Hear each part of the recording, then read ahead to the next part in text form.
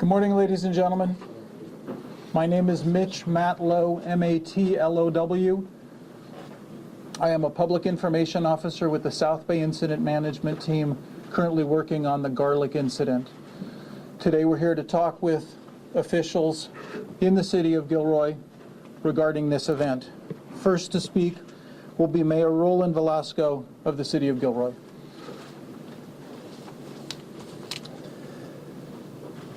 Thank you all for being here this morning. You know, one of my greatest honors in life was being elected mayor of this great community. And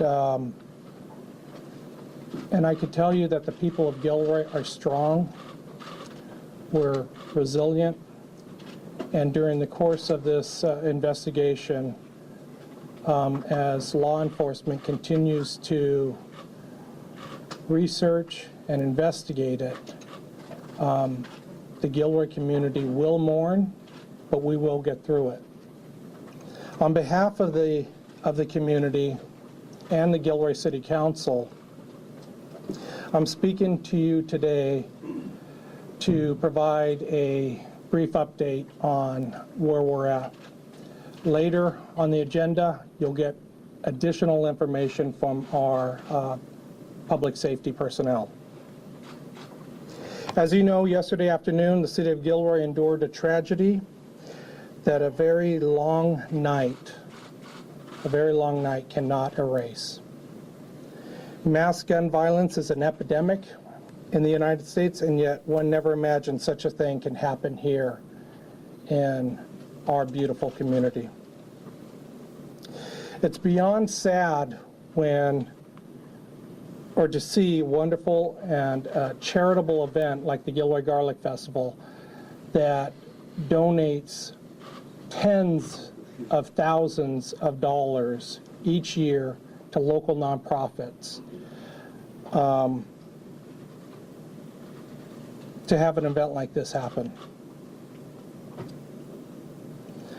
As I said before, we are resilient and we will get through this.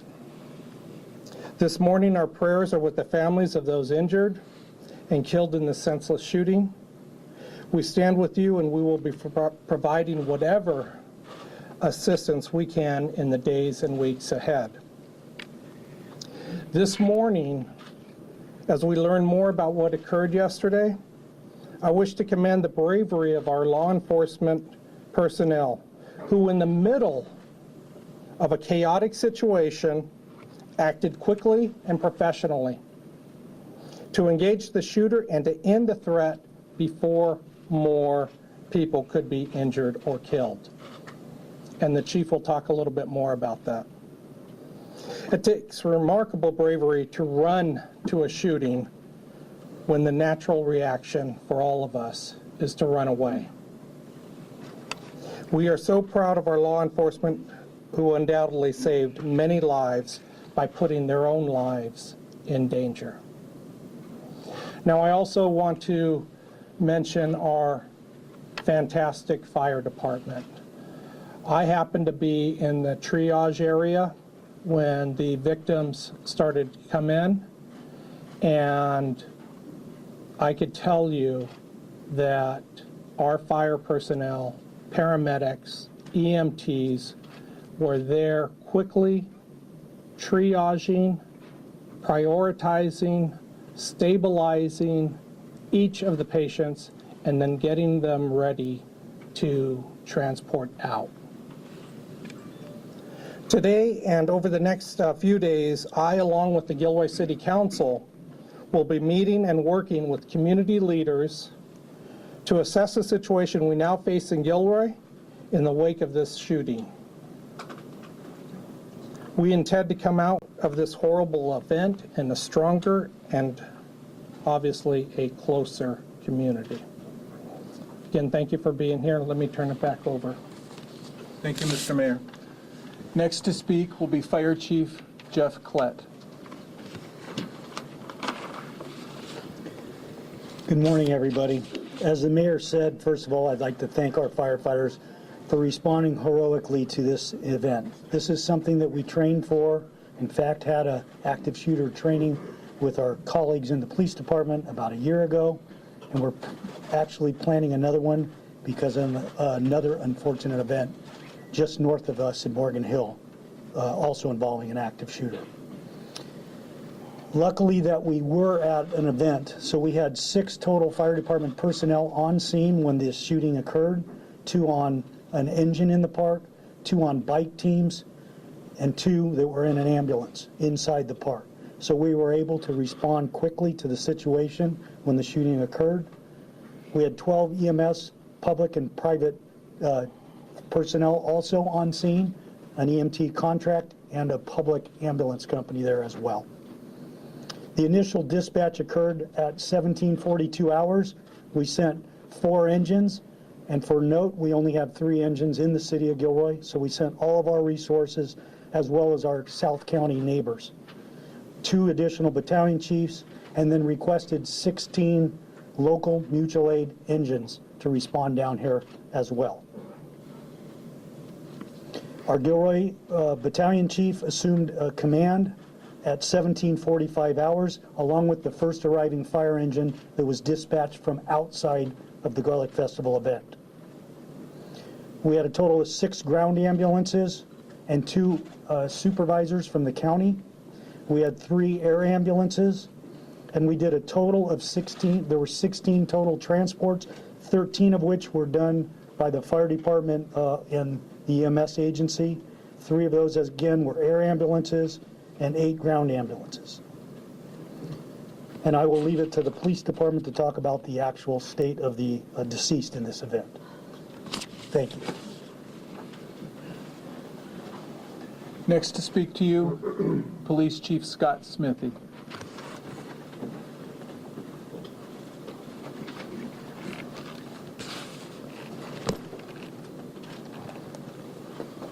So I'll reiterate what I said at the press conference last night, and I've got a few additional details.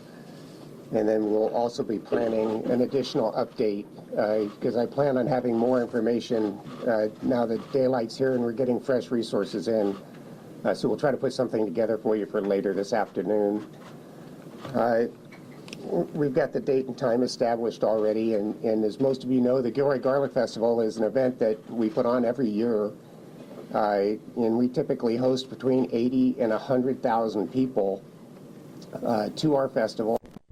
It takes several thousand people a day volunteering to make this festival work.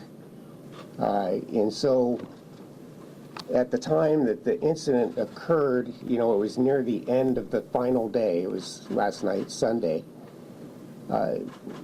Questions that were asked, you know, regarding the security and the way that we manage and monitor it from a law enforcement and public safety perspective is that we have police personnel on site the entire time of the festival. We actually create a police compound where we have a command center, a booking area, you know, all the things that you would need to run a major operation like this.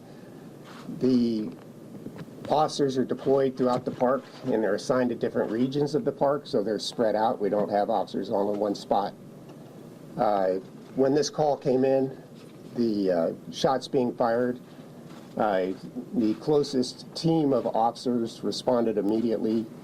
They were there and engaging the suspect in less than a minute. The suspect was armed with an assault-type rifle, and he, as soon as he saw the officers, he engaged the officers and fired at the officers with that rifle. And I had 3 officers that engaged the suspect. And despite the fact that they were outgunned with their handguns against a rifle, those 3 officers were able to fatally wound that suspect, and the event ended very quickly. And of course, then we had the aftermath of dealing with the victims and the EMS side of things. We put out a call for help. We had over 20 agencies, federal, state, county, and local agencies from all over that responded people down into our park. And it was just incredible to see the cooperation and how quickly they put this together and how quickly they were able to render aid to people. I can't tell you how proud I am of the officers for being able to engage this guy as quickly as they did, because we had thousands of people there in a very small area, and it could have gone so much worse so fast. And so I'm really proud that they got there as quickly as they did, and that they were successful in taking the threat out of the equation. We do have 3 people deceased, confirmed deceased. We have one who was a 6-year-old male victim. We also had a 13-year-old female victim, and then we had another male victim in his 20s. We don't have a motive for the shooting as yet. We did have reports of a potential second suspect. We don't have any confirmation that any second suspect did any shooting, but we certainly are investigating all leads to try to determine who that potential second suspect is and what exactly that person's role was. We found out, some of the federal agencies helping us out. We found out that the rifle that this suspect used was an SKS. It was a AK-47 type assault rifle. It was purchased legally in the state of Nevada on July the 9th of this year. And reports have been going out of potential suspect. And I will confirm that the suspect is the person that several news media have been inquiring about, Santino William Legan, who is 19 years old. And I say that name with some hesitation because I don't believe that somebody like this deserves the notoriety, the recognition. But I also understand that you all, want to have some confirmation of that.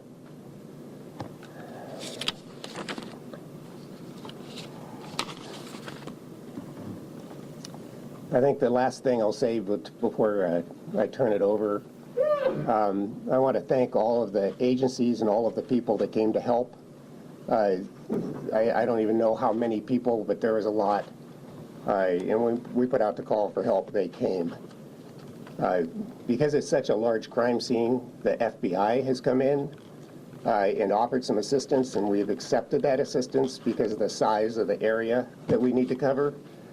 And so before we open it up for questions, I'm going to have them come up and talk a little bit about their role and how they're helping us with this case, and then I'll come back up.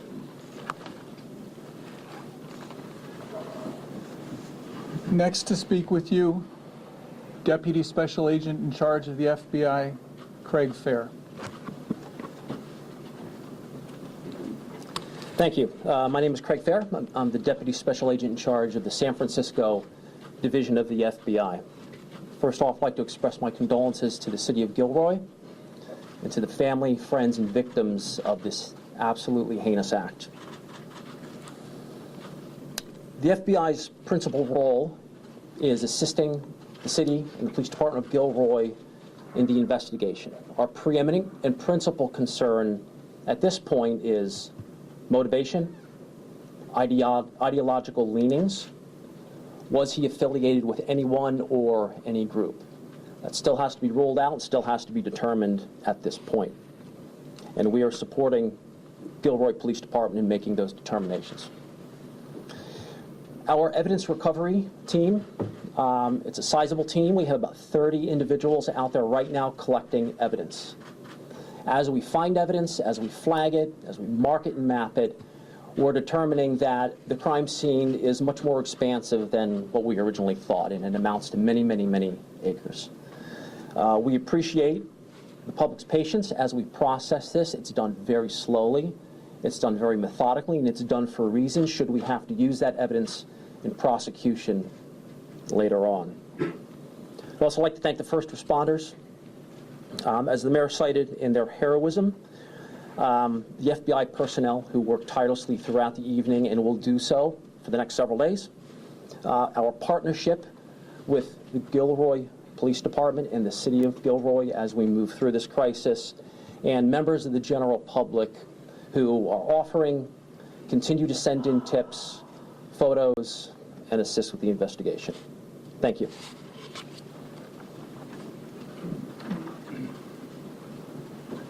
We will now take a few questions. I ask that you direct your questions to me, and we will put them to the correct person. I saw that hand go up first. Thank you. Probably for the chief, but you talked about the potential of another suspect. Do you believe there's somebody else out there, or is there the potential that those were erroneous reports and that they thought they saw somebody who might not be there? You know, we really don't know. We've gotten multiple reports that there may have been another person with him, that they ran this way or they ran that way, but different people give different versions, so we really don't know at this point. I saw this hand go up next. Will you be able to identify the victims at this point? We are not identifying the victims at this point. Typically, that's something that we leave up to the county coroner's office to make sure that all their notifications are done before that's released. The gentleman in Jackie. Actually, two questions for you. Had your officers not acted quicker, would there have been more bloodshed? And would those officers wearing body cameras? So the answer to the first question is there absolutely would have been more bloodshed, I believe. With the number of people in the small area that they were in, I think it's very, very fortunate that they were able to engage him as quickly as they did. And then the second part of the question is our officers do wear body cameras. Who was at the moment that this happened and who's had them on or what, I don't have that information yet, but we will get that as we move forward in the investigation. Gentleman with the mustache. Chief, could you give us a rough idea, sort of like laundry list of the type of evidence you were trying to gather? Because I know you want to try to find out what the motivation was. What type of things are you and other law enforcement agencies trying to gather to help try to figure out what triggered all this? Well, there's a number of different aspects of an investigation like this, and we have partners from all different agencies. So, whether it's information concerning the suspect, whether it's information concerning this potential second person, there's a very, very large crime scene that needs to be processed diligently. There's all kinds of background information that we need to process. It's going to be a very prolonged and complicated process for us. Can you give us, though, as a follow-up, can you give us some idea of things you're looking at? I'm guessing maybe computers, the types of people you're talking to to try to learn more about him? Yeah, I am not comfortable at this point because I don't have enough of a detail of that level of briefing to comment on that. I may be able to do that later today. The gentleman with the blue shirt under the TV set. I don't know if it's too early, but at this point, have you spotted any red flags in his social media, and is there any indication that marijuana street involved? I am not ready to comment on that yet. I don't have that level of detail either. Are you familiar with him? And we were told he was from Gilroy. Did he have a record, anything along those lines? And also, is he the one who purchased the gun legally from the background? As far as his local background, again, I'm not ready to comment on that. My understanding that he is the one that purchased the weapon in Nevada. We had seen that he had moved to Nevada. Can you confirm if he was living in Nevada? Do you know what brought him there? And then how long had he been back in California before this incident happened? I don't have that information yet. I think he was living with family members, but he's originally from Gilroy. I don't yet know how long he was in Nevada or how long he'd been back. One last question. Many people had to rush away, obviously, from the fairground. What are you telling people who are maybe wanting to return? And then the second question is, since this is an ongoing investigation, how secure is the fairgrounds and the surrounding area? Chief, would you like to address that? Yeah, well, I would say that it's very secure. We have quite a large number of personnel out establishing a perimeter around the area because we have to do the evidence processing.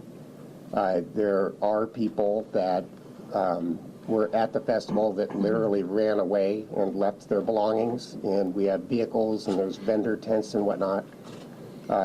We can't allow them back in until we finished with the evidence processing portion of this. So we have a team that's set up to help assist those people to provide some support until we can get them back to their belongings. Chief, can you talk about the victims? They were so young. We have 20 people under the age of 22 children. We talk a lot about the suspect here, but when you speak to all these young lives being lost and maybe even having to do Well, I think any time a life is lost, it's a tragedy. But when it's young people, it's even worse. And it's very difficult. I don't know that I don't know what, if any, association there is. It seems that this was a random act, but again, we've got a long way to go before we can come to a determination what his motivation was. That's all the questions we're going to take for now. I did make a commitment to the Spanish-speaking stations that I would give an interview outside in Spanish. So if you folks would like to set up outside, I will take care of that. Any other questions we will take later. There will be future conferences that we put together. Confirm the total number of injured. The total number, as we understand it, was 16. 4 people deceased and 12 injured. One of those deceased was the shooter. Jimmy took. Thank you so much. I'm sorry, I can't hear your question. I don't have that.